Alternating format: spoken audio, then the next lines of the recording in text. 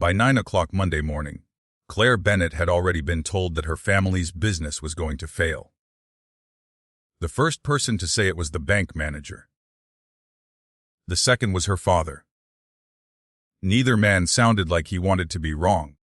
Claire stood in the doorway of her father's cramped office at Bennett Motors, watching rain slide down the dusty window. Beyond the glass, mechanics moved between the service bays, carrying tools and parts, trying to keep another ordinary Monday running. That was the strange thing about disasters. The world rarely stopped for them.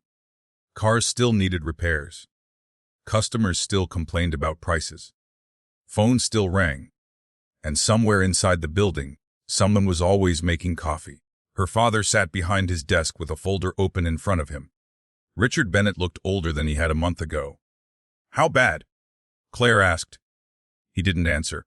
"Dad." He rubbed his forehead. "The bank gave us 6 days. Claire stared at him. 6 days until what? The operating account gets frozen. Her stomach dropped. She walked into the office and closed the door. "Why?" "The loan. I know about the loan." "No, you know about the payments." He pushed the folder toward her. "The entire balance is due." Claire looked at the number. $280,000. For a few seconds, she couldn't process it. Then she laughed once. "Not because anything was funny. That's impossible." "I know. You said the bank approved the extension. I thought they had." He told me. "I was wrong." Her father looked down.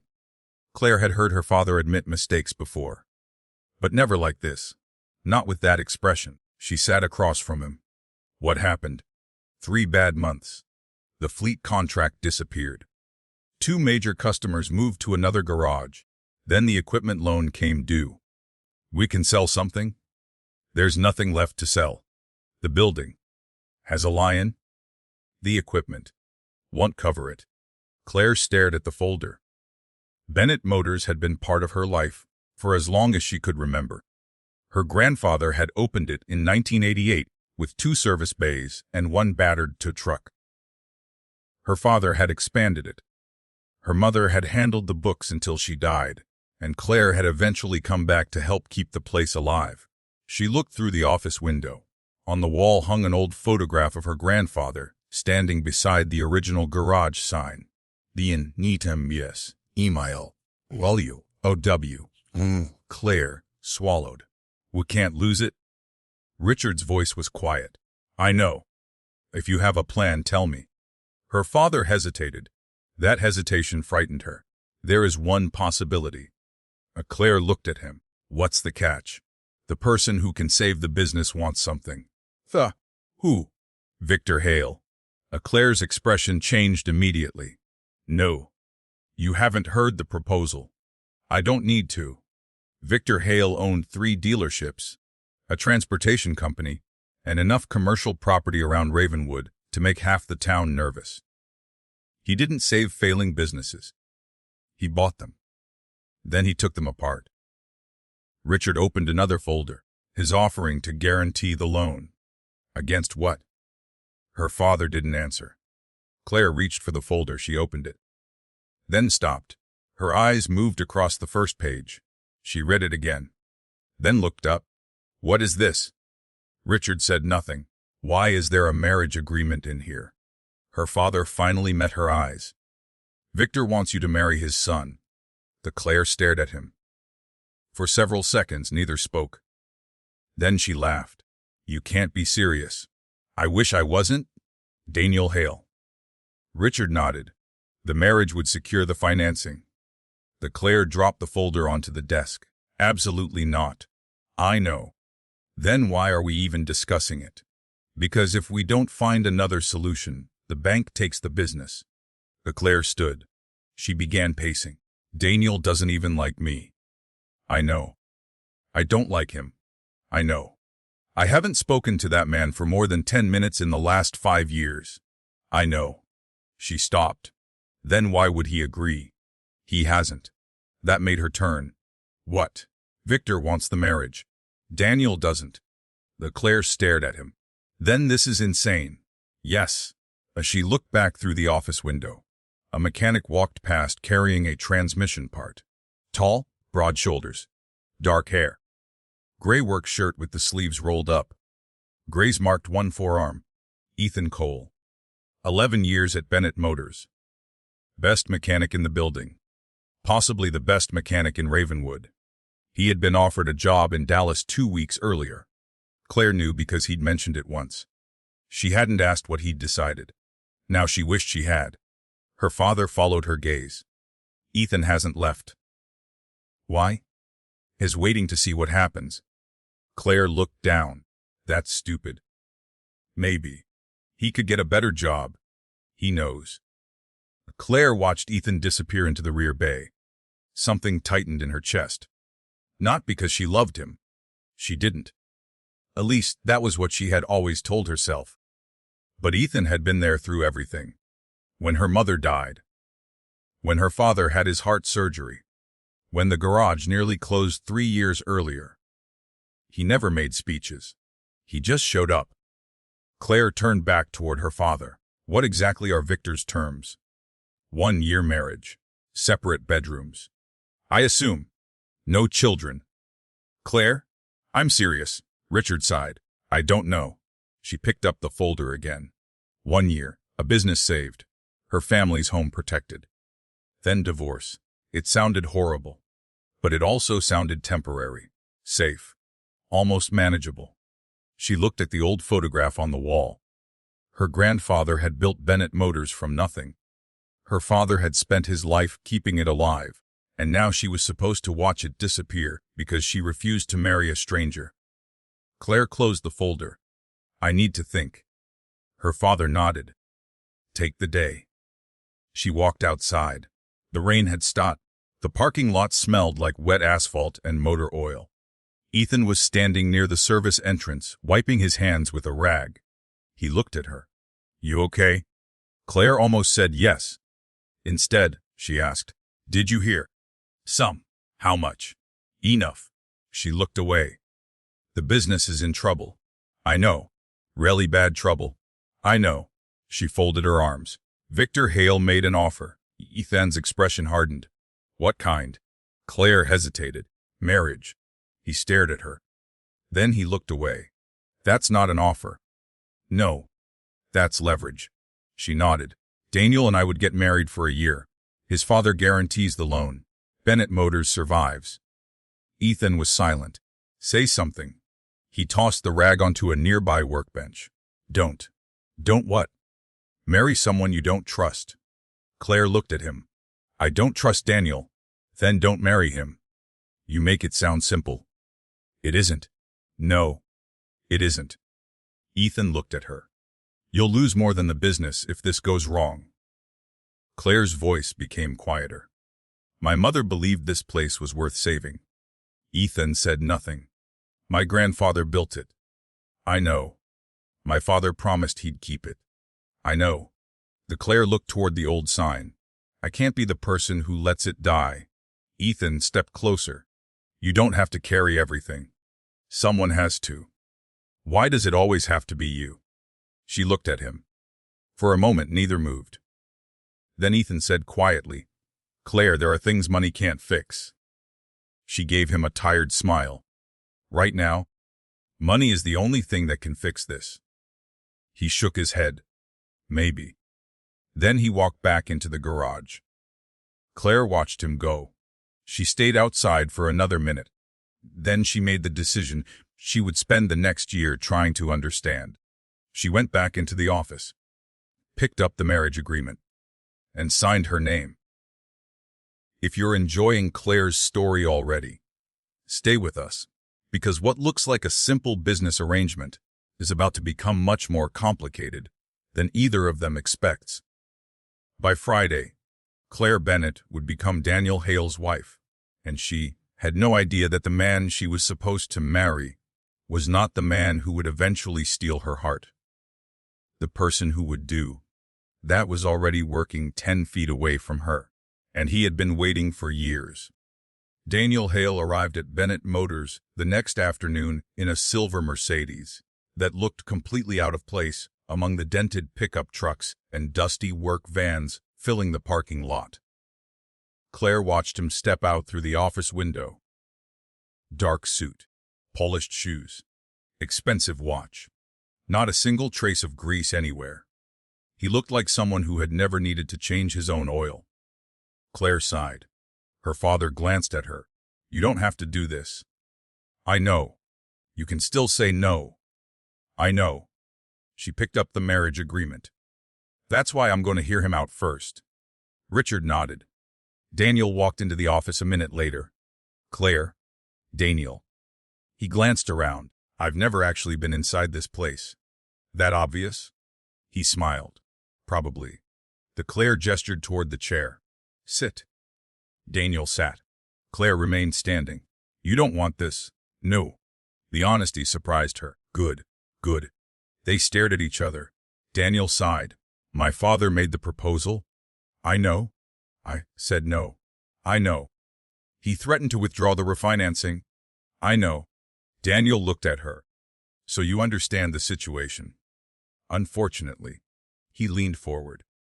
My father wants me to marry you because he thinks it will force me to become responsible. Claire raised an eyebrow, and apparently destroying my family's business is part of your personal development. Daniel smiled slightly. That's one way to describe it. I don't find it funny. Neither do I. He opened a folder. 1 year. Claire looked at him. We get married for 1 year. Then, divorce. Separate bedrooms. Absolutely. No children. Obviously. No expectations. Agreed. Claire studied him. And why should I trust you? Daniel leaned back. You shouldn't. That answer caught her off guard. You shouldn't trust me because I'm Daniel Hale, he continued. You should trust the agreement. Claire almost smiled. That's a terrible sales pitch. I'm not very good at selling myself. I've heard. He smiled.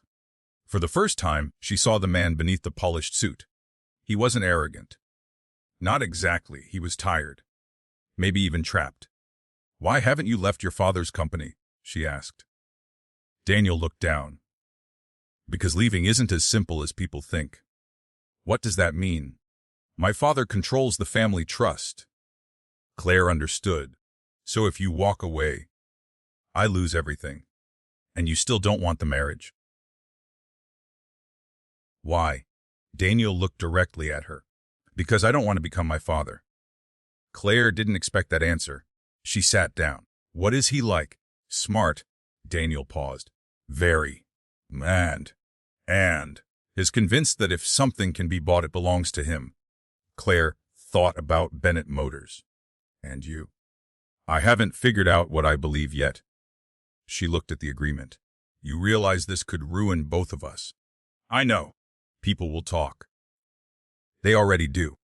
Your family will hate me. My mother already does. Claire blinked. She doesn't know me? That has never stopped her. Claire laughed despite herself. Daniel smiled. Then his expression became serious. I don't want your business. Your father does. Then we'll make sure he doesn't get it. Claire looked at him. How? We follow the agreement exactly. And if your father changes the terms, I won't let him. There was something about the way he said it. Not bravado, determination. Claire closed the folder. 1 year. 1 year. She held out her hand. Daniel shook it. The deal was done. Neither of them noticed Ethan standing outside the office window. He had seen enough. He turned away. Claire watched him disappear into the garage. Something about that bothered her. She stood. I'll see you Friday. Daniel nodded. Claire. She looked back. Yes, are you sure? She glanced at the marriage agreement. No. Daniel smiled faintly. Good. Why is that good? Because I'm not sure either. The wedding took place 3 days later. There was no church, no large reception, no elaborate ceremony. Just a courthouse, 2 witnesses, Richard and Daniel's attorney. Claire wore a simple navy dress. Daniel wore a dark suit. They looked less like newlyweds and more like 2 people signing a business contract, which, in a way, was exactly what they were doing. When the judge asked Claire if she accepted Daniel as her husband, she hesitated for half a second, then said yes. Daniel did the same. The judge smiled. Congratulations. The Claire thanked him. Outside the courthouse, Richard hugged his daughter. Are you sure? Claire forced a smile. I'll be fine. Richard looked toward Daniel. Daniel nodded respectfully. Then they walked to the waiting Mercedes. Claire stopped beside the passenger door. I'm not moving into your bedroom. Daniel smiled. I wasn't planning to offer. Good. Claire. What? You can relax. She looked at him. This doesn't have to be miserable. She gave him a skeptical look. You married a stranger to save your family business. Daniel opened the car door. I've had worse Mondays. Claire laughed. It surprised both of them. 2. The Hale mansion was enormous. Claire had visited once before. She hadn't realized how different it felt when she was entering as Daniel's wife. Staff members greeted them quietly. Claire felt as though everyone was studying her. Daniel noticed. Ignore them? Easy for you to say. I've been doing it for years. He led her upstairs. Your room is here. He opened a door. Claire looked inside. Large bed. Private bathroom. Walk-in closet. A view of the gardens. She turned. Where's yours? Across the hall. She looked at him. Separate rooms. Exactly? She smiled. Good. Daniel turned to leave. Daniel? He looked back. Thank you. For what? For not making this harder. He nodded. Good night. Claire? Good night. He closed the door. Claire sat on the edge of the bed. She expected to feel relieved. Instead, she felt strange. She was married. Her family business was safe. Everything had happened exactly according to plan. So why did she keep thinking about Ethan? She changed into pajamas and went to the window. Across town, Bennett Motors was still open late. She could almost picture him there. Head under a hood. Hands covered in grease. Probably complaining about the coffee. Claire smiled. Then she stopped. What am I doing? She stepped away from the window. She was married. Even if it wasn't a real marriage. Even if it was temporary. Even if there were no feelings involved. She had made a promise.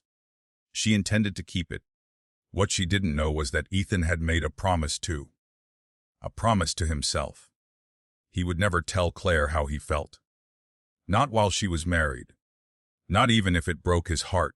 And that decision would soon become the one thing standing between Claire and the man she was beginning to realize she couldn't stop thinking about. Claire quickly discovered that being married to Daniel Hale was much easier when they were not in the same room. The first week proved it. They had separate bedrooms, separate schedules, separate lives. At breakfast, Daniel usually arrived just as Claire was leaving. At dinner, Claire often ate at Bennett Motors, and when they did speak, their conversations rarely lasted more than a few minutes. It was exactly what they had agreed to. Safe. Simple. Temporary. At least, that was what Claire kept telling herself. On Monday morning, she walked into the garage and found Daniel standing beside her father's desk. He was holding a stack of invoices. What are you doing here? Daniel looked up. Good morning to you too. The Claire dropped her bag onto the chair. You didn't tell me you were coming. I didn't realize I needed permission. You don't? Good. He held up the invoices. These numbers are wrong. Claire frowned. What numbers? Your fleet pricing. She took the papers from him. What's wrong with it? You're charging less than your actual operating cost. We've always done that. That's why you're losing money. Claire looked at him. You've been married to me for 4 days, and you're already criticizing my business. I'm criticizing your pricing. Same thing. Daniel smiled. Maybe. Claire studied the invoices. He was right. She hated that. Where did you get these? Your father gave them to me. She looked toward Richard's office. Of course he did. Daniel pointed to another line. You should be charging more for emergency service. Our customers won't pay it. Some won't. He paused. Some will. Claire folded her arms. And you know this because I own a transportation company. Right. Which means I have mechanics. You're enjoying this. A little. She gave him a look. Daniel laughed. Fine, I'll stop. He handed the invoices back. Just think about it. He walked away. Claire watched him go. She had expected Daniel to be useless, spoiled, disconnected. Instead, he seemed to understand business far better than she wanted to admit. That afternoon, she changed the pricing. By Friday, they had received 3 new fleet inquiries. Claire stared at the numbers on the computer. Her father leaned over her shoulder. Daniel. She nodded. Richard smiled. Maybe the boy isn't completely useless. The Claire laughed. Don't tell him that. I won't. A voice came from behind them. Too late.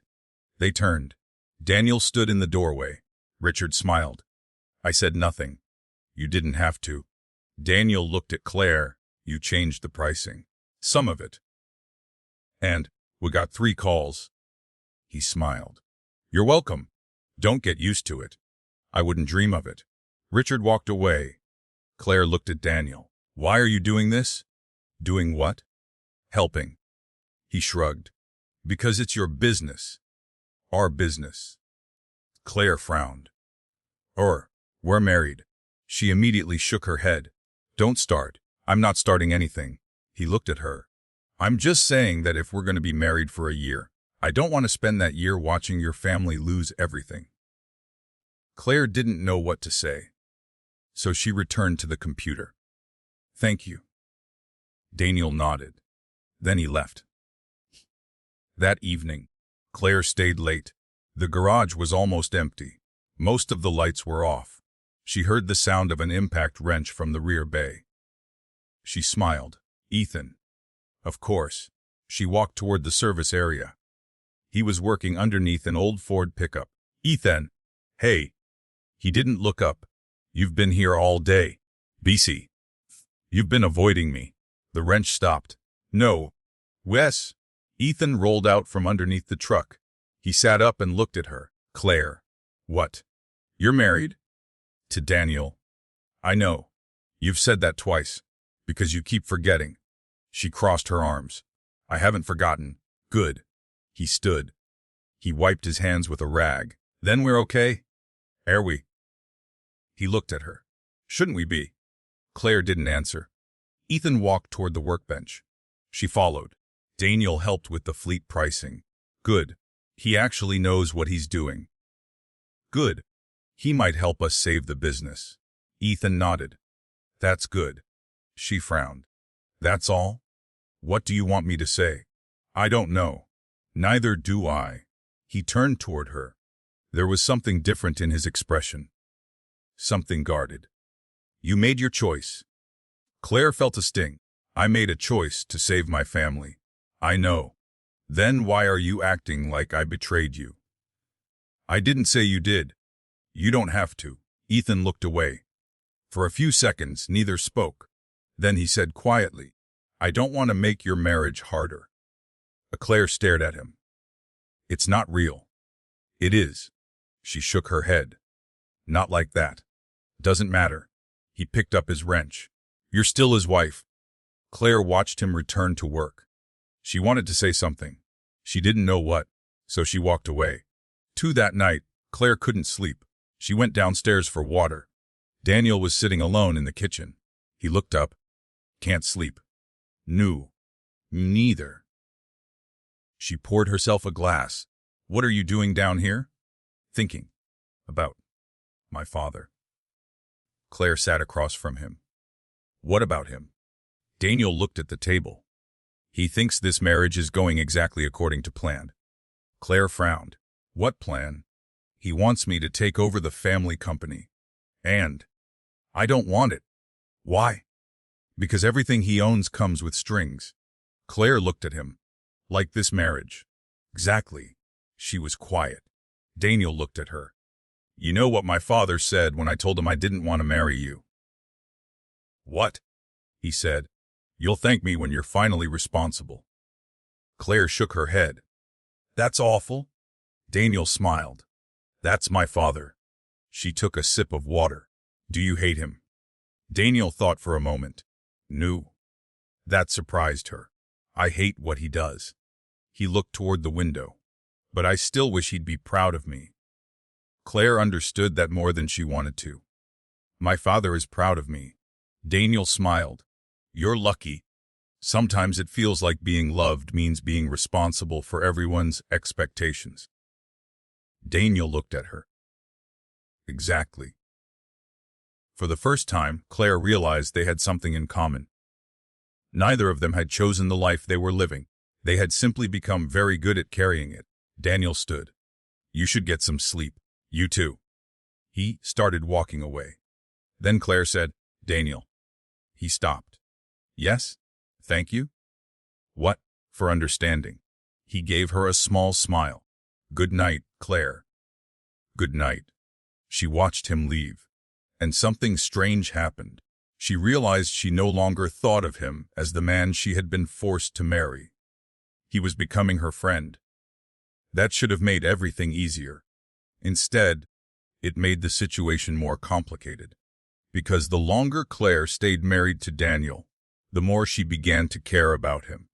And the more she cared about Daniel, the more guilty she felt about the one man she couldn't stop thinking about. Ethan. The next morning, Claire arrived at Bennett Motors to find Daniel already there. But this time, he wasn't alone. Victor Hale was standing beside him. Claire stopped in the doorway. Victor turned. His smile was polite. His eyes were not. Good morning, Claire. She immediately knew something was wrong. Victor placed a document on her father's desk. I believe it's time we discuss the next stage of our arrangement. Claire looked at Daniel. He didn't meet her eyes. And for the first time since the wedding, she wondered whether their one-year agreement had ever really been under their control. Victor Hale stood behind Richard Bennett's desk, as though the office already belonged to him.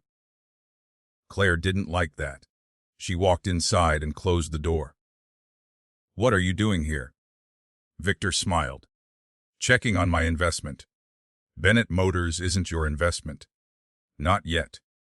Claire looked at Daniel. He was standing near the window, his hands in his pockets. You didn't tell me he was coming. I didn't know.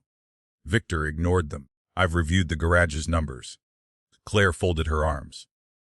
And you're still losing money. We're improving. Slowly. Victor placed another folder on the desk. I have a solution. Claire didn't touch it. What kind? Expansion. She frowned. We don't need expansion. You need revenue. We need stability. Same thing. No. Victor's smile faded slightly. You've always been stubborn. You've known me for less than a month. I've known your family for 20 years. He tapped the folder. I want Bennett Motors to become part of Hale Automotive. Claire immediately shook her head. Victor looked at Daniel. Your wife doesn't understand business. Daniel's expression hardened. Don't talk about her like that. Victor turned back to Claire. You're emotional. Because it's my family's business. Exactly. Claire stepped closer. You don't want to help us. Victor smiled. I want to protect my son's investment. Claire looked at Daniel. Your investment? Daniel's jaw tightened. My father means the marriage. Victor nodded. Naturally. Claire's stomach tightened. She picked up the folder. Inside was a proposed partnership agreement. Hale Automotive would provide capital. Bennett Motors would remain open, but Hale Automotive would control the financial decisions.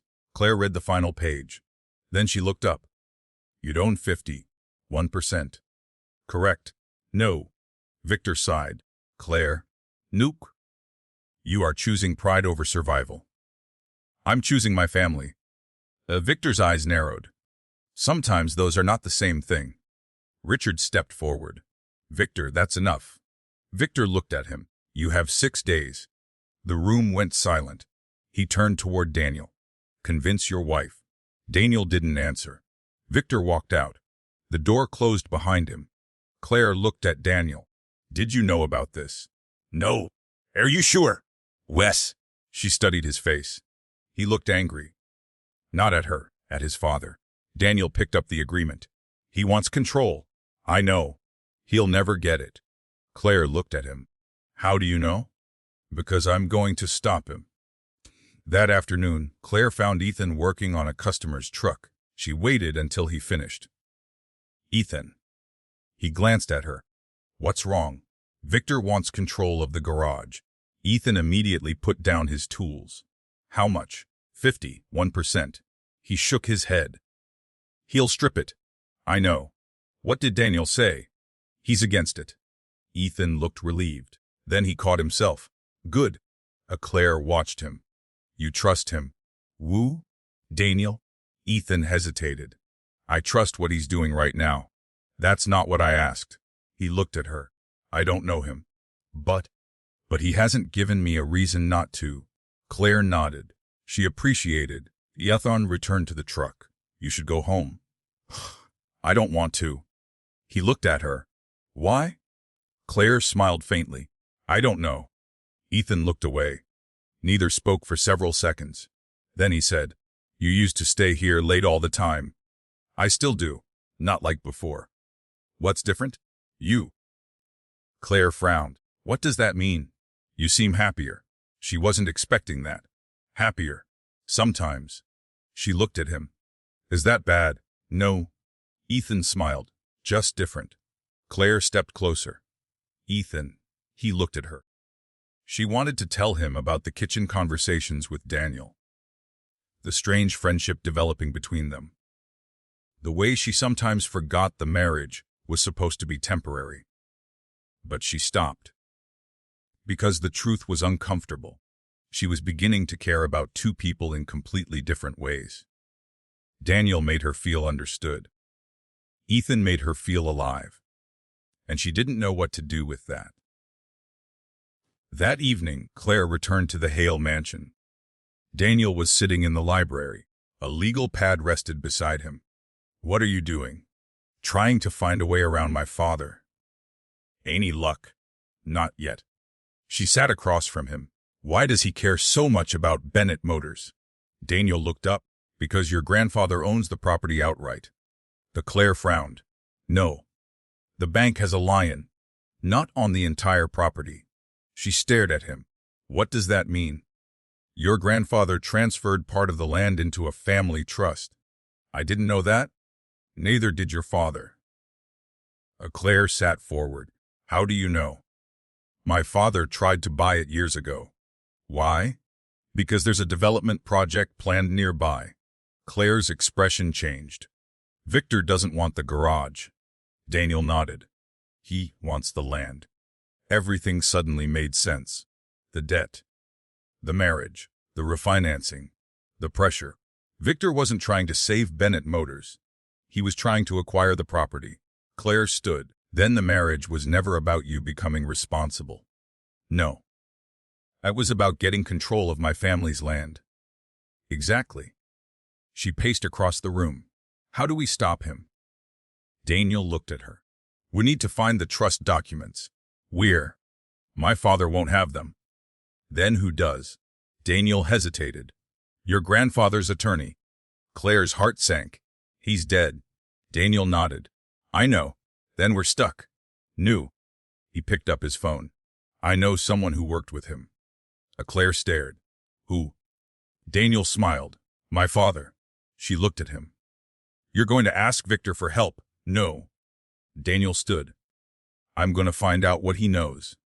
The next morning, Claire arrived at Bennett Motors before sunrise. She unlocked the front door. The garage was dark, quiet. For a few minutes, she stood alone beneath the old sign. Then she heard footsteps behind her. Ethan. You couldn't sleep either. New. He nodded. Me neither. She smiled. Coffee. Always. They walked into the office together. Claire started the machine. Ethan leaned against the counter. Daniel find anything? Maybe. She told him about the property trust. Ethan listened. So Victor doesn't want the business. No. He wants the land. Yes. Ethan thought for a moment. Then we give him something he can't buy. Claire smiled. What? The truth. Before she could answer, her phone rang. It was Daniel. She answered. Daniel. His voice was tense. I found the attorney. Claire's heart jumped. And he's alive. She stared at Ethan. Where? Ravenwood. What's his name? Daniel paused. Thomas Reed. Claire waited. Then Daniel said the words that made her blood run cold. He says your grandfather never put the property in a family trust. The Claire's smile disappeared. Then where is it? Another pause. That's the problem. Daniel lowered his voice. Your grandfather gave the deed to someone else. Claire felt the room tilt. Who? Daniel didn't answer immediately. Then he said, Victor Hale. Claire stared at Ethan. Victor Hale. Ethan's expression changed. Are you sure? Daniel was still on the phone. Thomas Reed says your grandfather signed the deed over 30 years ago. Why? Doesn't know. Claire shook her head. My grandfather would never give Victor Hale anything. He didn't give it to him personally. What does that mean? He transferred it through a company. Claire felt a chill. Victor's company. Not originally. Daniel paused. That's what we're trying to figure out. Claire looked around the garage, the walls, the lifts, the office, the old photographs. Everything suddenly felt temporary. What do we do? Find the original records. Thomas says your grandfather kept copies of everything. At the garage. Maybe. Claire ended the call. Ethan looked at her. What? We have to search the office. Already ahead of you. They spent the next 2 hours opening cabinets. Nothing. Old invoices, tax records, employee files, repair manuals. Nothing about the property. Then Claire remembered something. My mother. Ethan looked up. What about her? She kept everything. Her old desk. Claire hurried into the storage room. Her mother's desk had been untouched since her death. Claire opened the bottom drawer. Nothing. Second drawer. Receipts. Third drawer. A small wooden box. Claire froze. She remembered that box. Her mother had always kept important documents inside it. She opened the lid.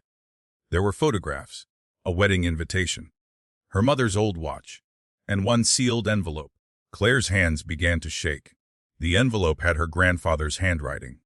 Was for Claire when she is old enough to understand. She stared at it. Ethan stepped closer. You don't have to open it. I do. She broke the seal. Inside was a letter. Her grandfather explained that Victor Hale had approached him in the late 1980s. He wanted the property. Your grandfather refused.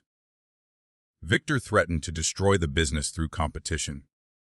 So her grandfather created a private agreement.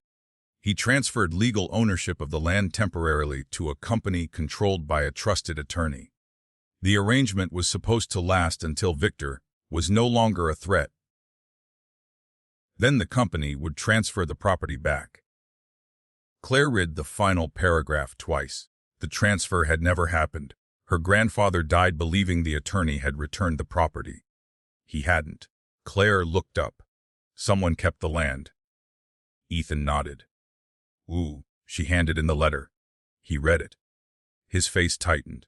Thomas Reed. Claire stared. The attorney. Yes. The phone rang. Claire answered. It was Daniel. Did you find anything? Wes, she told him. There was silence. Then Daniel said, Claire, you need to get out of the garage. Why? My father knows you're looking. Her heart stopped. How? I don't know. A sound came from outside. A car door slammed. Claire looked toward the front windows. Ethan moved closer. Stay here. No. He stepped toward the entrance. Claire followed.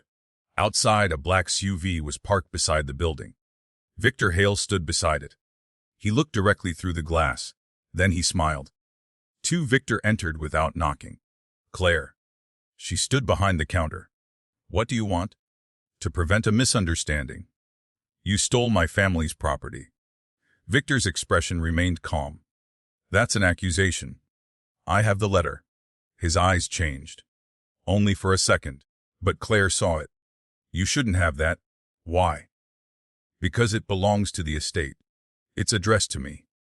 Victor walked closer. You have no idea what your grandfather was involved in. Then explain it. I don't owe you an explanation. Daniel entered the garage. Actually, Dad, you do. Victor turned. You followed me. I knew where you were going. Daniel stood beside Claire. Victor looked between them. This is exactly what I was afraid of. What? You're becoming sentimental. Daniel's jaw tightened. No. I'm becoming independent. Victor laughed. You think independence is refusing everything I've built for you? I think independence is deciding what I want. Victor looked at Claire. And you? Claire didn't hesitate. I want my family's business. Victor's smile disappeared. Then you're going to lose it. He turned toward the door. Daniel called after him. One question. Victor stopped. Why did you need the marriage? Victor looked over his shoulder. Because ownership is complicated. Claire frowned. Victor smiled. And marriage makes complicated things very simple. Then he walked out. Claire felt sick. She looked at Daniel. What did he mean? Daniel didn't answer. Ethan did. He means the marriage was never just about the loan. Claire looked at her wedding ring. For the first time, it felt heavy. That evening, Daniel sat across from Claire in the Hale library. He had a copy of the original marriage agreement. I found something. Claire looked at him. What? This. He pointed to a paragraph. Claire read it. Her face went pale. The business assets become joint property after 1 year. Daniel nodded. But the property is excluded. Then why? Because my father expected you to sell. Sell to him. Wes. Claire stood. So he planned everything. Probably. The marriage. The debt. The land. The business. Daniel nodded. And you? She looked at him. What do you mean? My father knew I'd eventually inherit the company. Daniel's voice became bitter. If we stayed married long enough, Bennett Motors would become part of my assets. The Claire understood. And then Victor would control it through you. Exactly. She sat down. Daniel looked at her. I didn't know. I believe you. Thank you. She looked toward the window. For months, she'd believed the marriage was a sacrifice she had chosen. Now she realized she had walked into a trap. And yet, strangely, Daniel was no longer the part of the marriage that frightened her. She trusted him. The person she didn't trust was Victor. And the person she couldn't stop thinking about was Ethan. That realization frightened her even more. The next morning, Ethan found Claire sitting alone outside the garage. You okay? No. He sat beside her. Want to talk? The Claire shook her head. After a moment, she said, Do you ever wonder what your life would look like if you'd made different choices? Every day. She looked at him. What would you change? Nothing? Nothing? He smiled. I'd still be broke. Claire laughed. I didn't ask about money. I know. He looked at her. I'd still be here. Her smile faded. Ethan, I know. What? He looked away. You don't have to explain anything. She reached for his hand. He let her. Neither spoke. Then Claire whispered, I don't know what happens next. Ethan squeezed her fingers. Neither do I. For the first time, Claire allowed herself to rest her head against his shoulder. It felt natural. Too natural. And that frightened her. Because she was beginning to understand that the marriage she had entered to save her family might be ending for a very different reason. She wasn't falling for Daniel. She was falling for the man who had warned her not to marry someone she didn't trust. The man who had loved her quietly for years. The man she had never allowed herself to see that way. And now, with Victor Hale determined to take everything from her, Claire had to decide whether she was willing to risk the one thing she had never planned to lose, her heart. The next morning, Claire arrived at Bennett Motors before anyone else. She unlocked the front door and stood quietly in the dark garage. For years, this place had felt like home. That morning, it felt like something she was borrowing. She walked into the office and placed her grandfather's letter on the desk. Then she stared at her wedding ring. 1 year. That was the agreement. 1 year married to Daniel. 1 year of pretending. But lately, pretending had become complicated. Daniel had become her friend. Ethan had become something else. Something she was afraid to name. The front door opened. Ethan walked in carrying 2 coffees. "You look terrible." Claire took one. "Good morning to you too." "I brought coffee." "Then I forgive you." He smiled. She took a sip. "Still terrible." "I warned you." Claire laughed quietly. For a few seconds, everything felt normal. Then Ethan noticed the letter. "What happened?" "Victor." Ethan's expression hardened. Claire told him everything. The deed, the hidden agreement, the marriage clause. Victor's plan. Ethan listened without interrupting. When she finished, he asked, "What are you going to do?" "I don't know." "That's not like you." "I'm tired." He nodded. "I know." Claire looked at him. "Do you?" "Yeah." He leaned against the desk. "You've spent your whole life solving everybody else's problems. And now you don't know which problem to solve first." She smiled faintly. "That obvious." "To me." Claire looked down. "Ethan?" "Yeah. If I weren't married." He immediately looked away. "Don't." She swallowed. "I need to say it." "No." "Why?" "Because you're still married. Technically." "Claire." She looked at him. His voice softened. "I want you." Her breath caught. "I've wanted you for a long time." She couldn't move. "But I won't take you from somebody else." "It's not like that." "I know." He looked directly at her. "That's why I'm waiting." Claire's eyes filled. "For what?" "For you to decide what your life is." He stepped closer. "Not what your father wants. Not what Victor wants. Not what Daniel wants. What you want." Claire whispered. "And what if I want you?" Ethan's eyes stayed on hers. "Then I'll be here." She reached toward him. He gently caught her hand. Their faces were inches apart. Neither moved. Then Ethan stepped back. Claire's heart sank. "I'm sorry." He shook his head. "Don't be." He let go of her hand. "We need to fix this first." By noon, Daniel had arrived with new information. He placed a thick file on Claire's desk. "I found Thomas Reed. We're his house." "Did he talk?" Daniel nodded. "He admitted he kept the property." Claire's eyes widened. "Why?" "He says your grandfather told him to." "What?" "He claims your grandfather changed his mind." Claire shook her head. "My grandfather would never." "That's what I thought." Daniel, the file. "But there's more." He pulled out an old photograph. Claire recognized the building immediately. Bennett Motors. Except the photograph was taken in 1991. Victor Hale stood outside. Beside him was Thomas Reed, and between them stood Claire's grandfather. Claire stared. They knew each other. Yes. Then why would Grandpa trust him? Daniel pointed to another photograph. Claire's mother, standing beside a much younger Victor Hale. Her stomach tightened. "My mother knew Victor." Daniel nodded. "Apparently." Claire sat down. "My mother never mentioned him." "Maybe she couldn't." "Why?" Daniel pulled out another document. "Because your mother was the one who discovered the property transfer." Claire looked at him. "What?" She tried to reverse it. Claire's voice shook. "What happened?" Daniel hesitated. She failed. Claire stared at the document. Then she saw a handwritten note at the bottom. S. Do not trust Victor Hale. S. Her mother's handwriting. Claire covered her mouth. All these years, she'd thought her mother's death had ended one chapter of the family's story. She was beginning to realize it had only hidden the next one. That evening, Daniel drove Claire to Thomas Reed's house.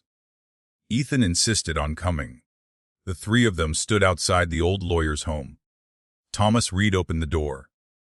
He was in his 70s, thin and tired, with a walking cane in one hand.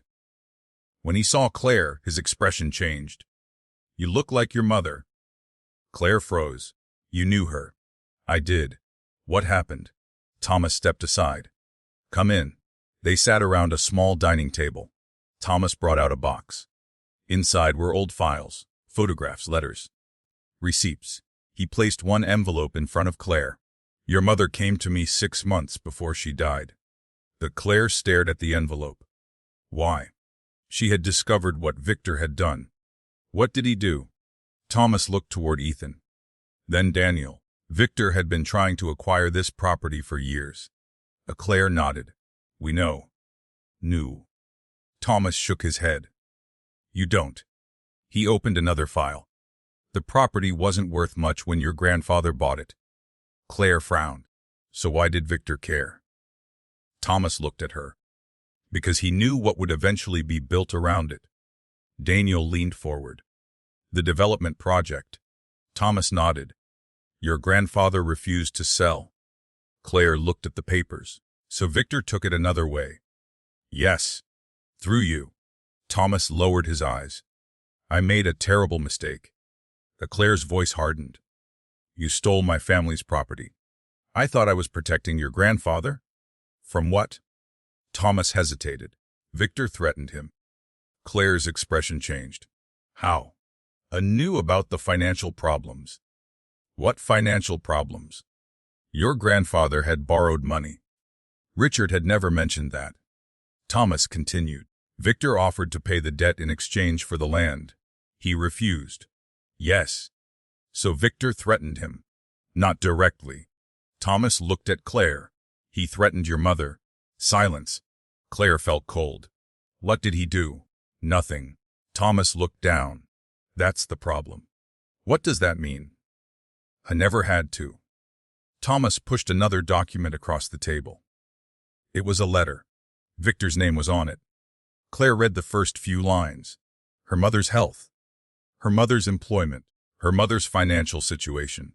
Private details. Details Victor should never have known. Claire's hands trembled. He was watching her. Thomas nodded. Your grandfather panicked. So he signed the deed. Yes. Claire looked up. And my mother? She found out. What did she do? She wanted to fight. Claire swallowed. But she didn't. Thomas's eyes lowered. Victor convinced her that fighting would destroy your father. Claire closed her eyes.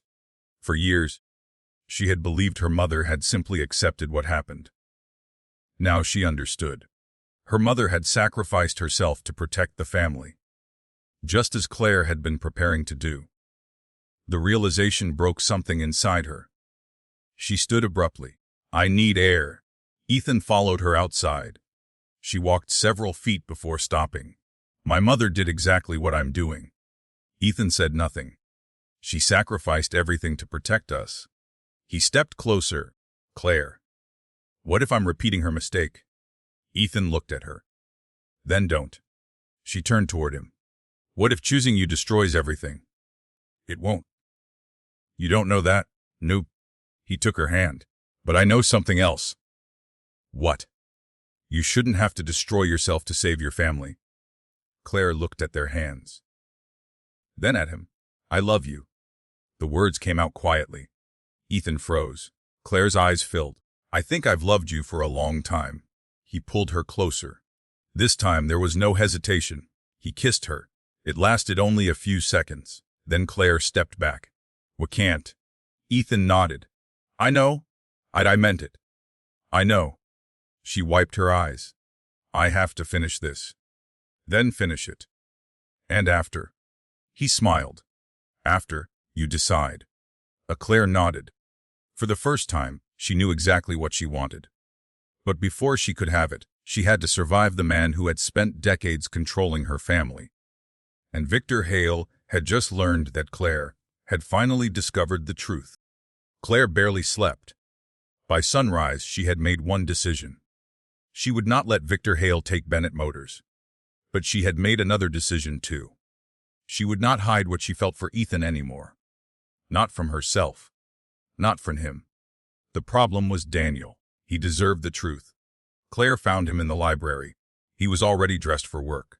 You know, he said, looking up, you have a very obvious way of walking when something is wrong. Claire stopped.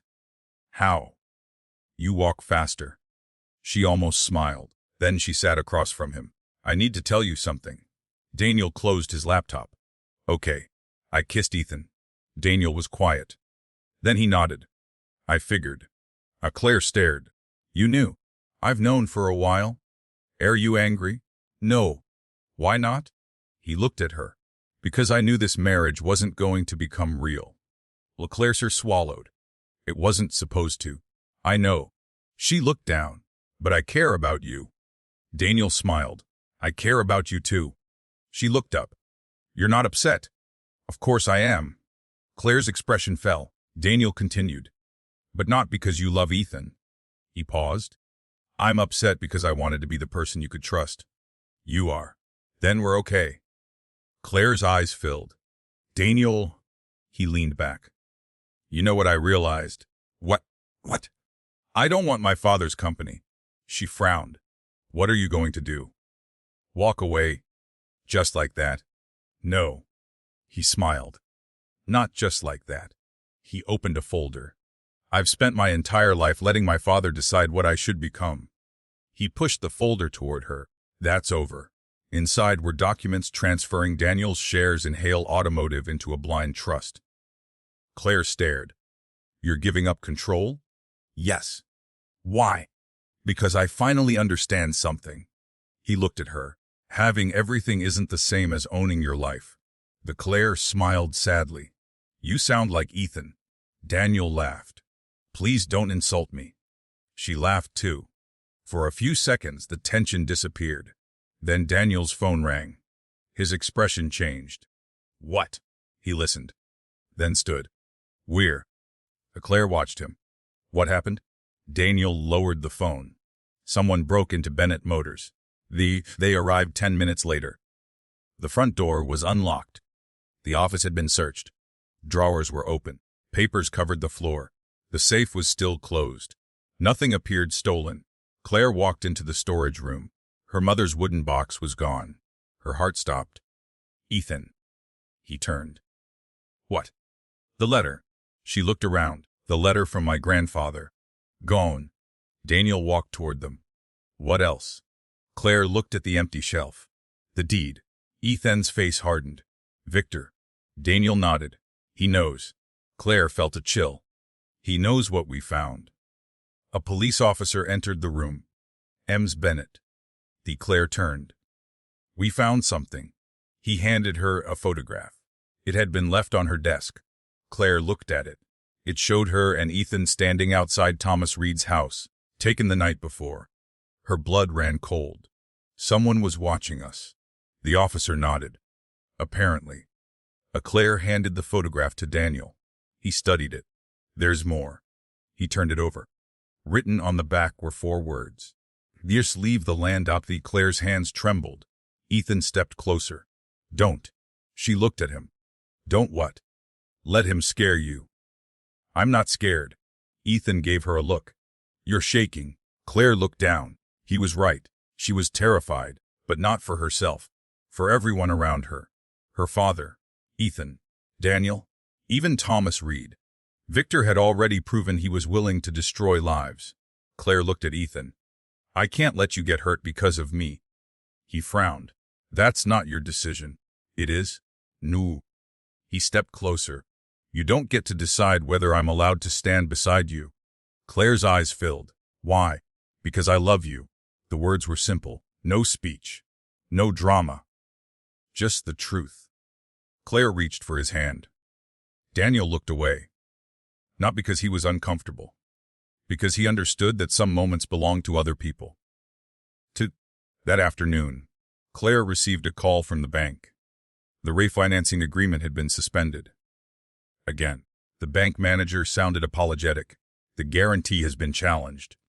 Claire closed her eyes. By who? You know who? Victor. Of course. She hung up. Richard was sitting across from her.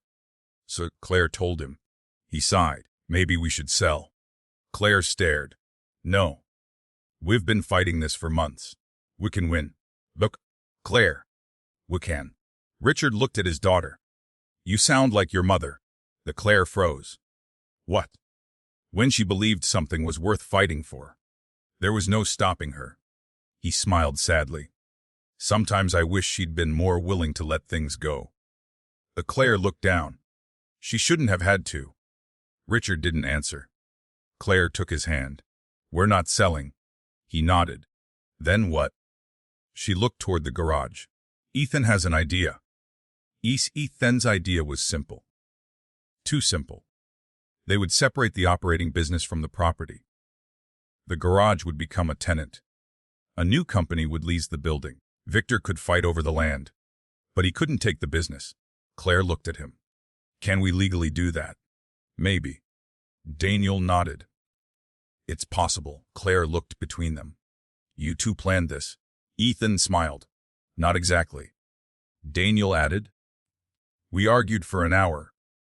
About what? Everything. Ethan nodded. He's annoying.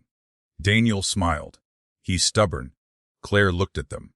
For the first time, the two men who had every reason to dislike each other were working together, because they both wanted the same thing. Her family protected. Claire smiled. What? Ethan asked. You too. What about us? You're actually getting along. Daniel shook his head. Don't push it. She laughed. For one brief moment, everything felt possible. Then Daniel's phone rang again. He answered. His smile disappeared. Claire. She knew immediately. What? Thomas Reed is missing. The room went silent. Ethan stood. When? An hour ago? Claire's heart dropped. Thomas was the only person who could explain exactly what Victor had done. And now he was gone. Claire looked at the old photograph of her mother on the wall. She remembered the words written in her handwriting. Do not trust Victor Hale. Now she understood why.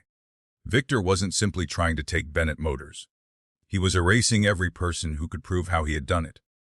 Claire turned toward Ethan. We need to find Thomas. Daniel nodded. Before my father does. Before grabbed his jacket. Claire reached for hers. Then her phone buzzed. An unknown number. One message. Asks if you want Thomas alive, come to the old Bennett warehouse alone. Claire stared at the screen. Ethan noticed her expression. What happened? She slowly looked up. We have a problem. And this time, she knew exactly what Victor wanted. He wanted her to choose. The business, her family, Ethan. Or the man who might be dead because of all three.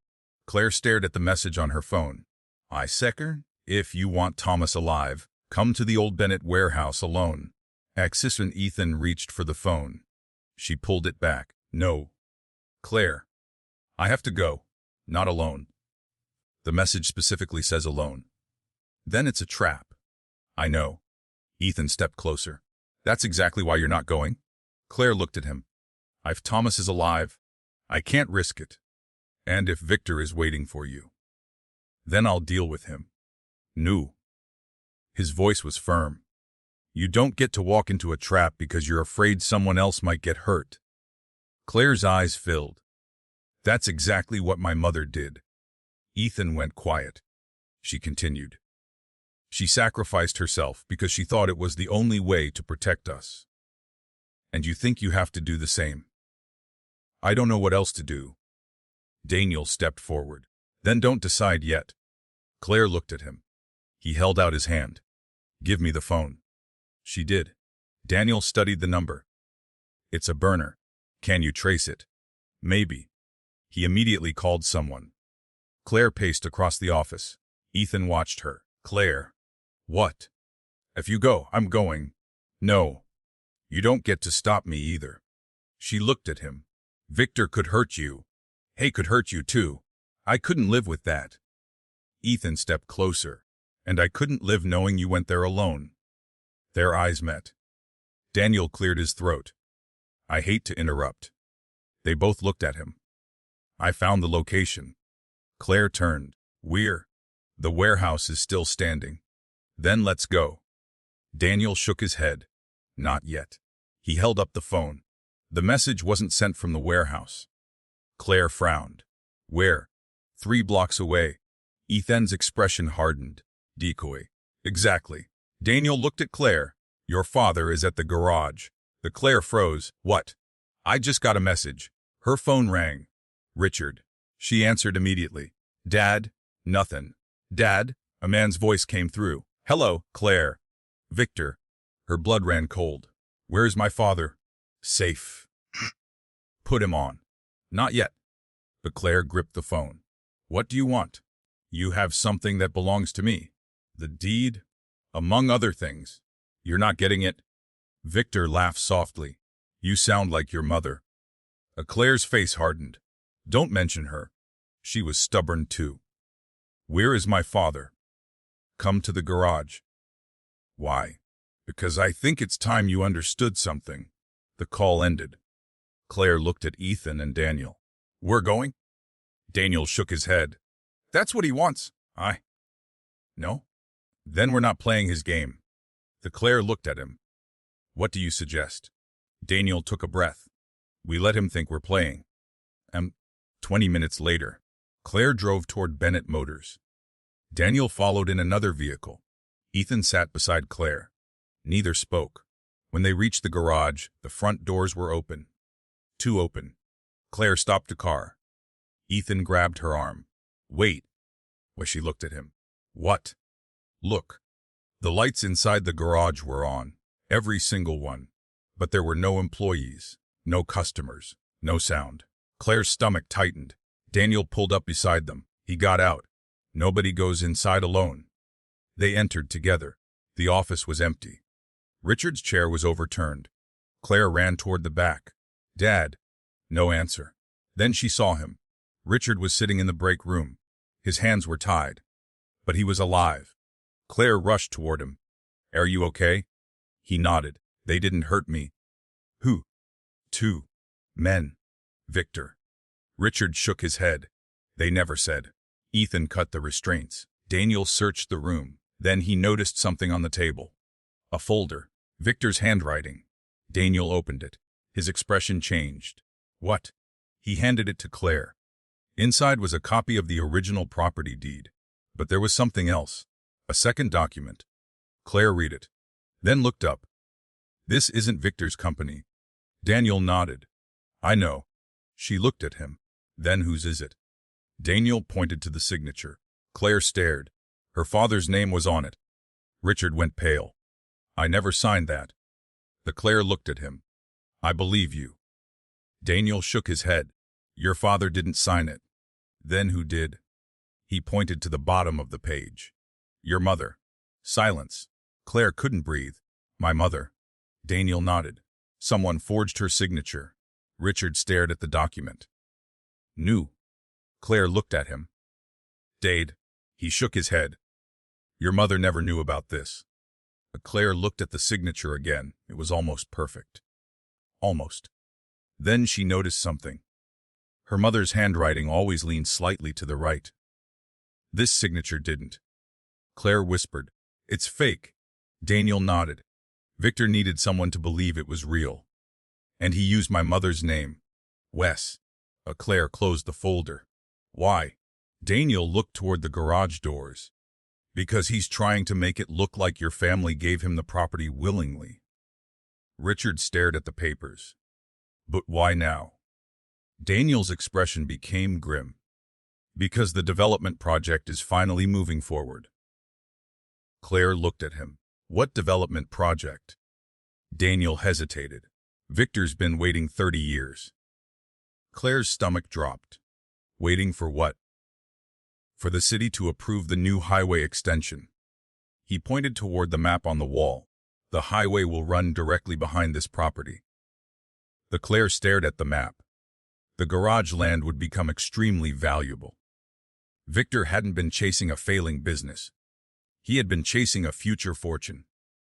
All these years, to chew a slow clap came from the doorway. Everyone turned. Victor stood there. 2 men behind him. Claire stepped forward. You lied to us. Victor smiled. I gave you opportunities. You threatened my mother. I never touched your mother.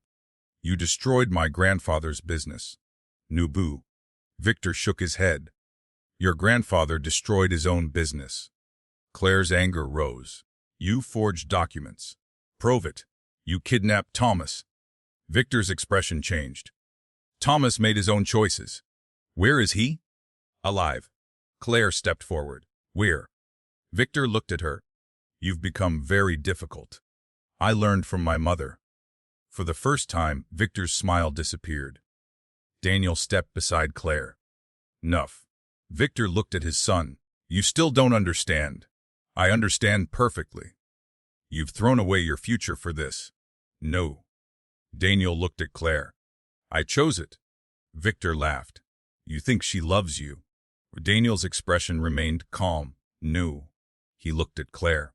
I think she loves Ethan. Claire's eyes widened. Ethan stared at Daniel. Victor looked toward Ethan. So that's the mechanic. Ethan stepped forward. Don't. Victor smiled. Interesting. Claire moved between them. Leave him out of this. Victor looked at her. Then give me the deed. No. Your father's life. Claire froze. Richard looked at her. Don't. Victor smiled. Now you understand. He placed a phone on the table. A live video appeared. Thomas Reed was sitting in a dark room. Alive. Terrified. Claire's heart dropped. Victor leaned closer. One signature. He placed another document in front of her. Give me the property. Claire stared at the paper, then at Thomas, then at her father, then at Ethan. She knew exactly what Victor wanted. He wanted her to sacrifice herself, just like her mother had. But this time, Claire wasn't going to make the same mistake. She looked at Victor. Okay. Ethan's face changed. Claire. She raised one hand. Okay. Victor smiled. Smart girl. Claire picked up the pen, then looked at Daniel. How long? Daniel understood immediately. 30 seconds. Claire nodded. She signed. Victor smiled. Then Daniel's phone buzzed. He looked at the screen. Done. Victor frowned. What? Daniel smiled. The entire conversation was recorded. Victor's face changed. And the video. Daniel held up his phone. Already sent to the police. Victor turned toward the door. But Ethan was already standing there. Sirens sounded outside. Victor stopped. Claire put down the pen. For the first time in 30 years, Victor Hale realized he had lost control. But Claire's victory came with a cost. Because when the police entered, Ethan wasn't beside her. He had disappeared. And on the floor where he'd been standing was a single piece of paper. 3 words. Axie, I love you. Claire stood frozen in the middle of the garage. The police were everywhere. Victor Hale was being led toward the front door. Daniel was speaking rapidly to one of the officers. Richard was sitting in a chair, exhausted but safe. But Claire could see only one thing. The piece of paper on the floor. See, I love you. Ethan. No answer. She turned toward the rear service bay. Nothing. Ethan. Daniel looked over. What happened? Where is he? Daniel's expression changed. He looked toward the open rear door. Then he ran. Claire followed. They reached the alley behind the garage. Empty. Rain had started again. There were tire marks near the curb. Claire's heart sank. He didn't leave voluntarily. Daniel nodded. Victor's men. One of the police officers followed them outside. We found a vehicle abandoned 2 blocks away. Where? Behind the old warehouse. Claire immediately started walking. Daniel grabbed her arm. Claire, wait. No. We don't know what's there. Ethan is there. She pulled free. And I'm going. Lee. The warehouse was dark when they arrived. Police surrounded the building. Claire stood behind the tape. Search it. An officer nodded. Several officers entered. Minutes passed. Then one came running out. We found someone. Claire's heart stopped. Who? Ethan Cole. She pushed past the tape. He was sitting against a wall inside a storage room. His hands were tied. His lip was split. But he was conscious. Claire ran toward him. Ethan. He looked up. For a moment, neither spoke. Then he smiled. You came. Claire dropped beside him. Of course I came. She touched his face. Are you hurt? Mostly my pride. She almost laughed. You idiot. I know. She wrapped her arms around him. He held her tightly. I thought I'd lost you. You didn't. Victor. He's finished. Ethan looked at her. Are you sure? Claire nodded. Daniel recorded everything. Ethan exhaled. Good. Then his expression changed. What did you sign? Claire looked away. The property transfer. His face tightened. You gave him the land. For 30 seconds. What? Daniel had already sent the recording to the police. Ethan stared at her. You risked everything. I had to. Knew. He shook his head. You didn't. Claire looked at him. I couldn't let you die. His voice softened. You don't get to sacrifice yourself for me either. She smiled through tears. Apparently we're both terrible at this. He laughed quietly. Yeah.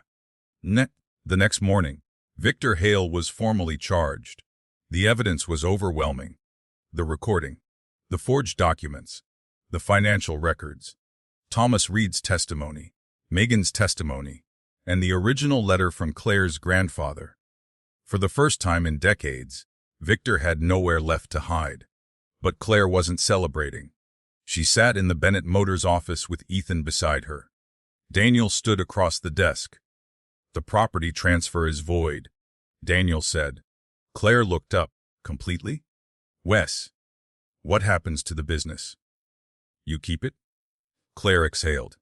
Then Daniel added, but there's a problem? She looked at him. The bank. What about it? The original debt still exists. Claire's heart sank. How much? 280,000. Silence.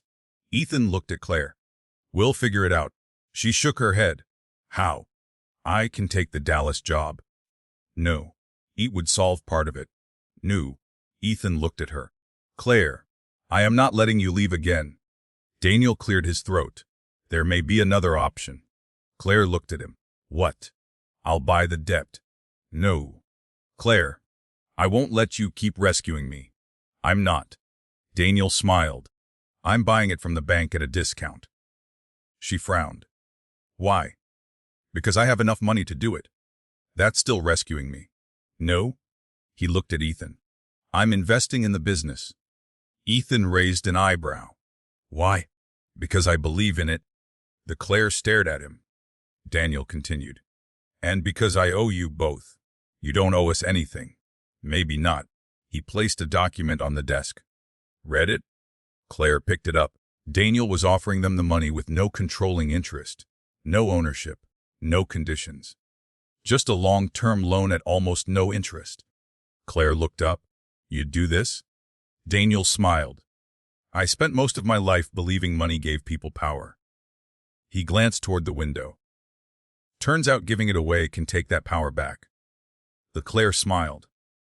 You're finally becoming your own man. Daniel laughed. Don't tell my father. He'll hate it. Exactly. 3 months later, Bennett Motors was still open. The lawsuit was gone. The debt was manageable. Victor Hale was awaiting trial. Thomas Reed had agreed to testify. Megan returned to work after giving her statement. And Ethan was back in the service bay. Everything should have felt perfect. It didn't. Claire stood outside the garage one evening.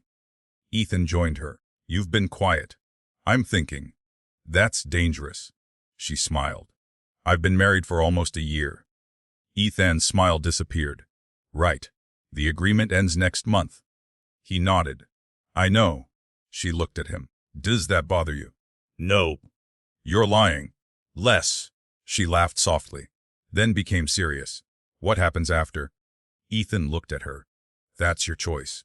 You keep saying that. Because it is. Claire stepped closer. I don't want to choose because I'm afraid of being alone. He nodded. Good. I don't want to choose because I owe you. Good. I don't want to choose because of the garage. Good. She reached for his hand. I want to choose you because when everything went wrong, you were the person I trusted. Ethan looked down at their hands. Claire, I love you. He looked up. She smiled. And I'm not confused anymore. Ethan pulled her close. This time, the kiss wasn't stolen. There was no marriage contract, no family pressure, no Victor, no business deal, just the two of them. When they pulled apart, Ethan whispered, Are you sure? The Claire smiled. For once. Then her phone rang. She looked at the screen. "Daniel," she answered. "Hello." Daniel's voice was unusually serious. "Claire, I just got something from the prosecutor." "What?" "It's about Victor." She looked at Ethan. "What happened?"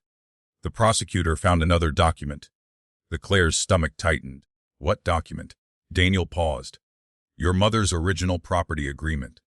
Claire went still. "Where?" "In Victor's private files." "What does it say?" Daniel's voice dropped. "It changes everything." Claire closed her eyes. "How?" "Because your mother didn't lose the property." Claire opened her eyes. "Then who did?" Daniel answered quietly. "Your grandfather never gave Victor the land." A pause. "He gave it to your mother." Claire looked at Ethan. And suddenly, the story her family had believed for 30 years began to fall apart all over again. Claire couldn't speak. Daniel's words kept repeating in her head. "Hey, your grandfather never gave Victor the land. He gave it to your mother." She looked at Ethan. "That can't be right." Daniel answered through the phone. "I've seen the document." "Where is it?" "At the prosecutor's office." "Take me there." "I already asked." "And?" "They're waiting for you." Claire hung up. Ethan watched her. What did Daniel find? What mother owned the property? He stared. All this time?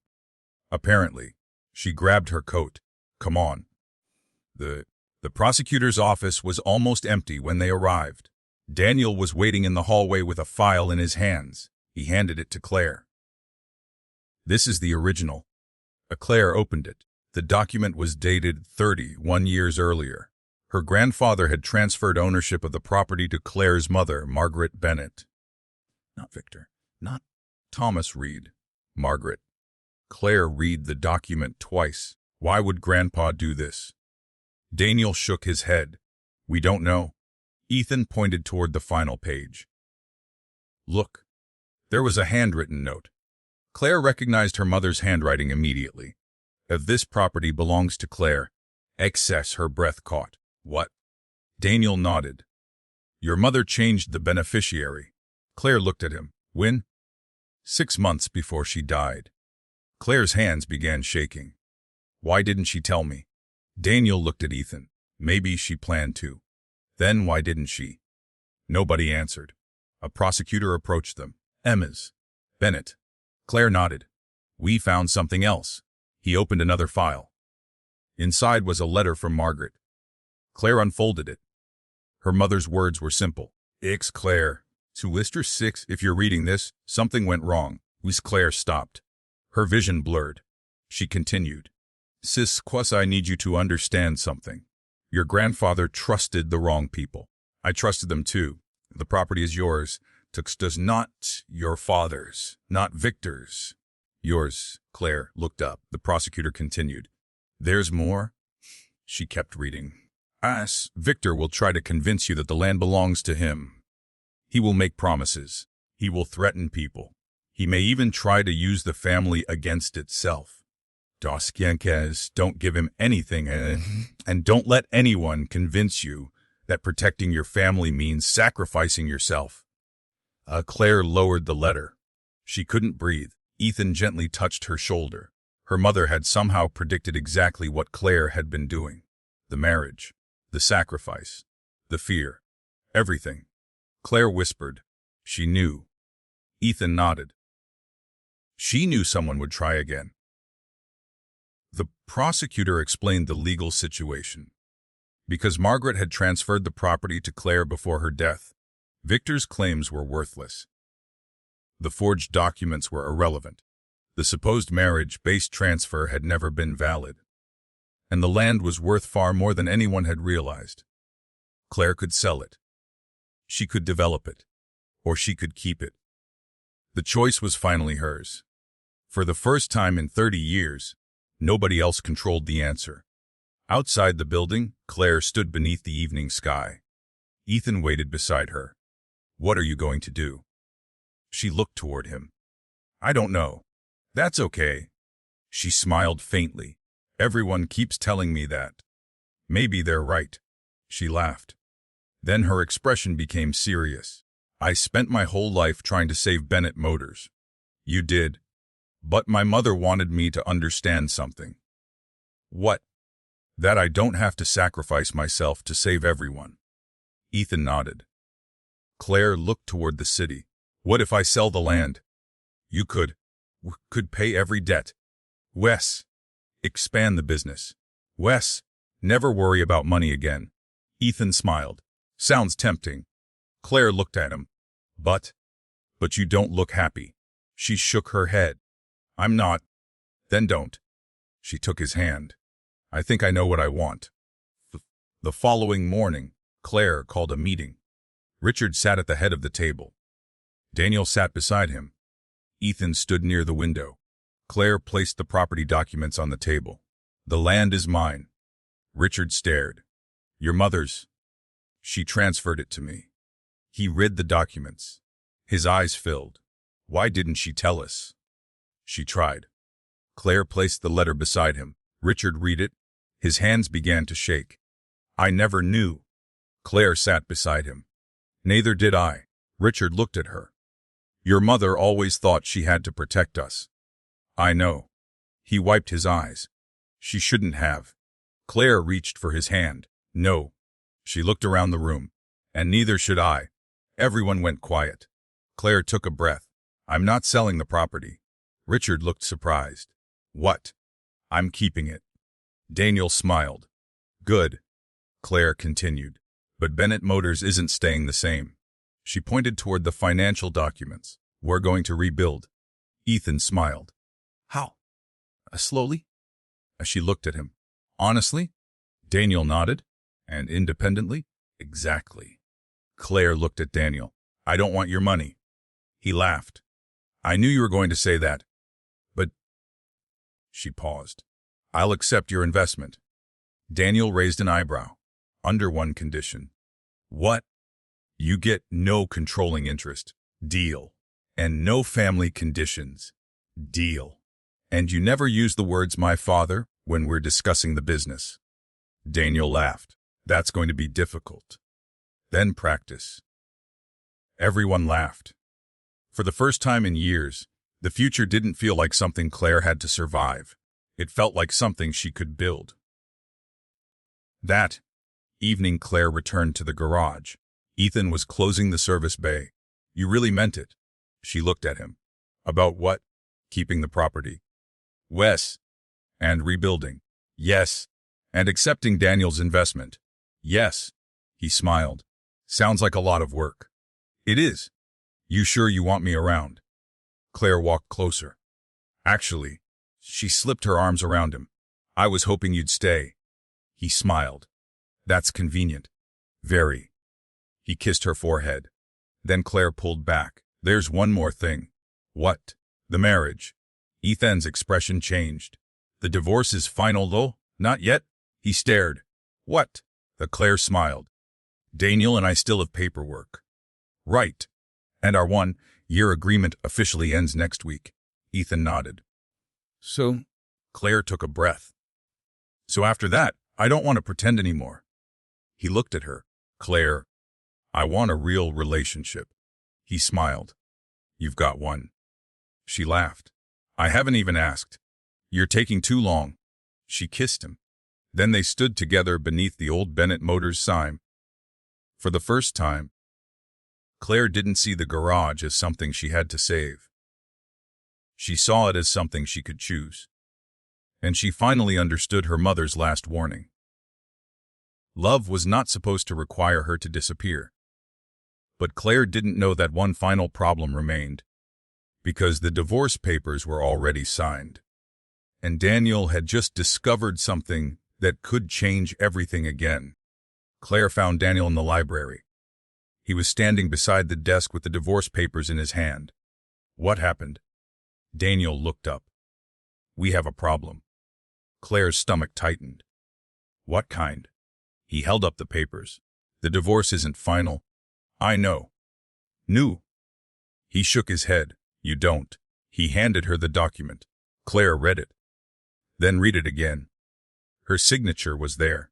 Daniel's was there. But underneath them was a clause she had never seen. Kess final dissolution subject to financial settlement between the parties. Claire looked up. What does that mean?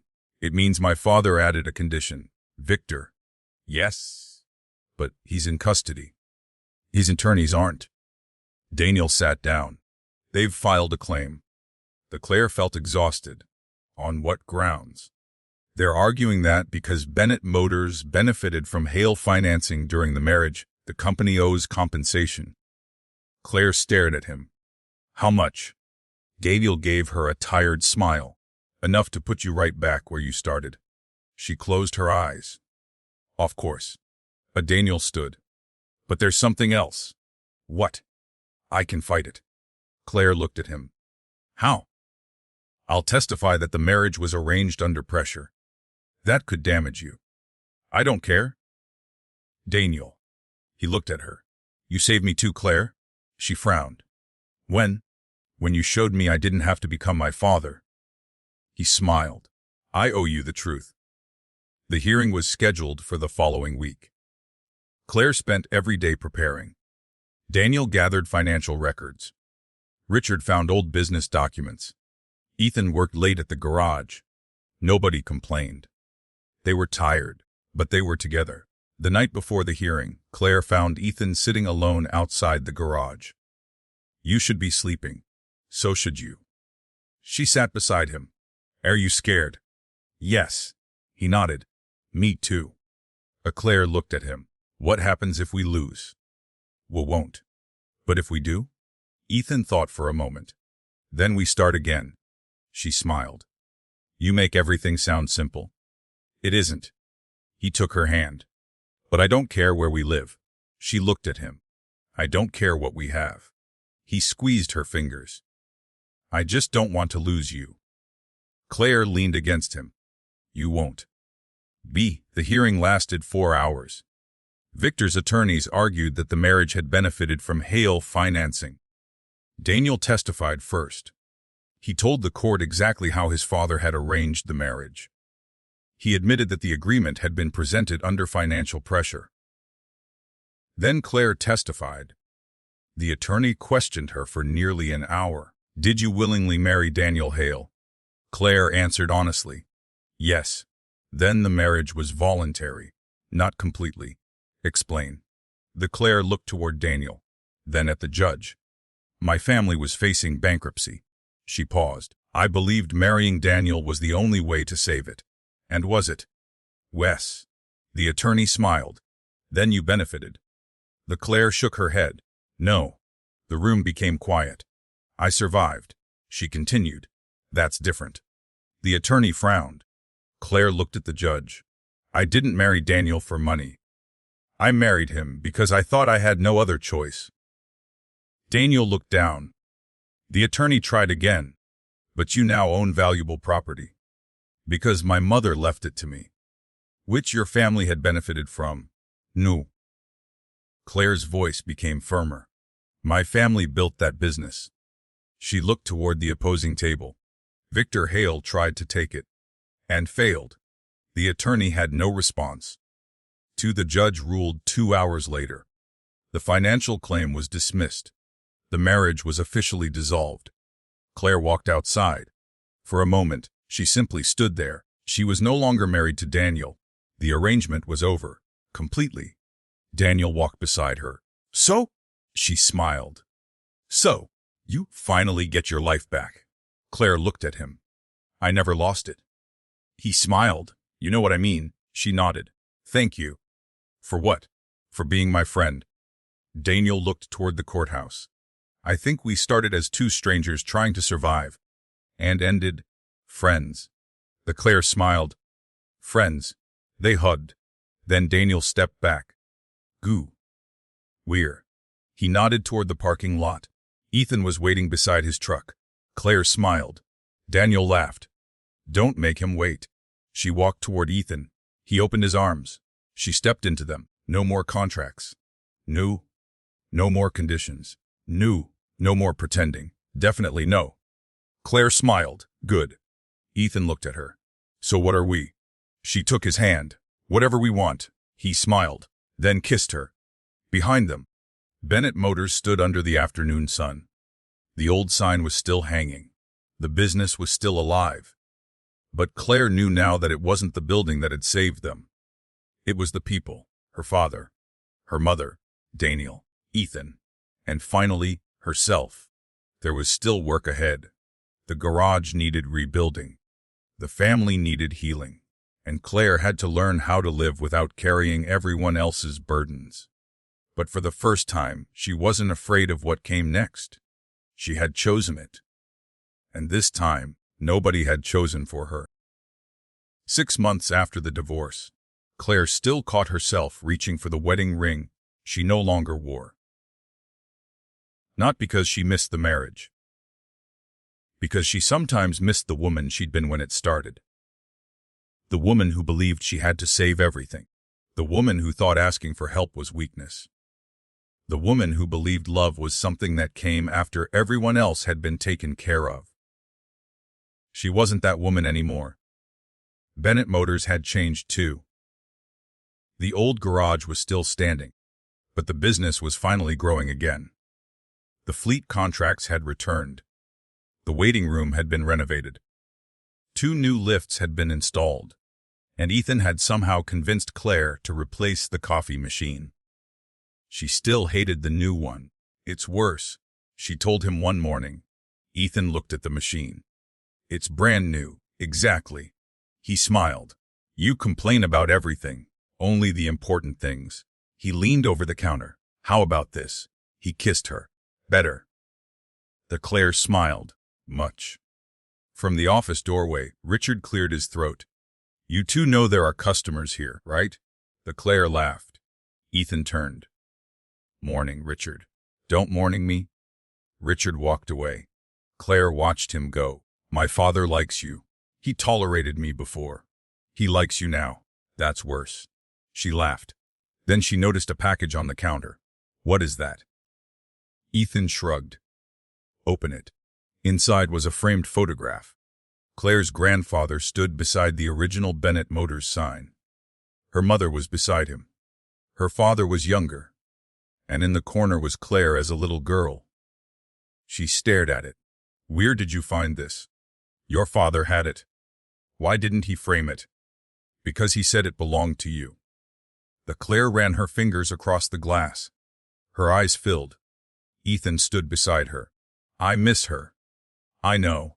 Sometimes I wish she could see this. Maybe she can. The Claire smiled faintly. That's something my mother would say. Then I'll take it. She laughed. That afternoon, Claire and Ethan drove to the property line behind the garage. The city had finally approved the highway project. The land was now worth several times what Victor had originally tried to pay. Claire could have sold it.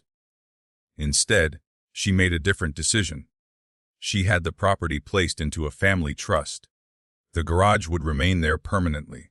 No one would ever be able to pressure another Bennett into selling it again. Ethan looked at the documents. You really did it. Did what? Made sure nobody can take this place. Claire looked at the garage. No. She smiled. I made sure nobody can force us to give it away. Ethan slipped his hand into hers. We. Claire looked at him. Yes. He smiled. Just checking. Eve that evening, they returned to the garage. Richard had already left. The lights were off except for the small office lamp. Claire stood beneath the old Bennett Motors sign. Ethan joined her. You remember what you told me the first time we talked about the marriage? Unfortunately. You told me not to marry someone I didn't trust. I was right. She smiled. You were? He looked at her. And now? Claire stepped closer. Now I trust you. Ethan smiled. That's all? No boot. She reached into her coat pocket. He raised an eyebrow. What is that? Claire pulled out a small box. Ethan stared. You didn't. She opened it. Inside was a simple ring, not expensive, not flashy, just a small band. Ethan looked at her. Claire, I don't need a courthouse. He smiled. I was going to ask you. I know. You don't know. I do. He laughed. You're impossible. So I've been told. She held out the ring. This isn't a contract. I know. There are no conditions. Good.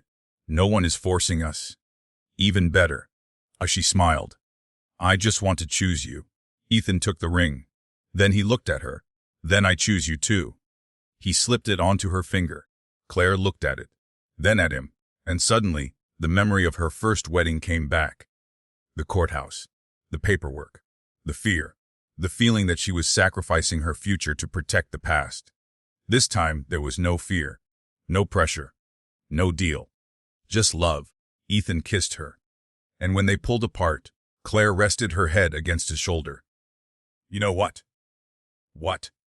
I used to think the worst thing that could happen to me was losing Bennett Motors. Ethan looked at her. And now? And she smiled. Now I know it wasn't. What was? Never finding you.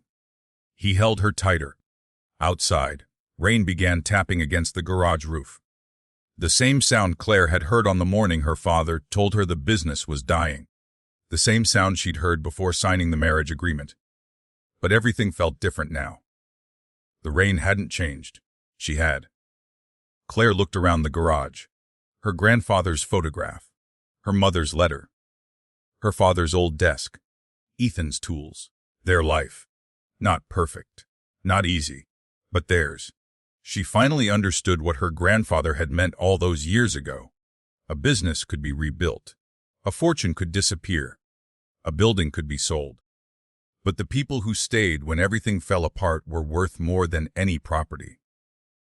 Claire had married a man she never intended to love. She had entered that marriage believing it would save her family. Instead, it taught her something she had never understood. Sometimes saving your family doesn't mean protecting everything exactly as it was. Sometimes it means having the courage to build something better. And sometimes the person standing beside you when your entire world is falling apart is the person who was meant to help you build the next one. Claire looked at Ethan, ready to go home. He smiled. Wherever you are.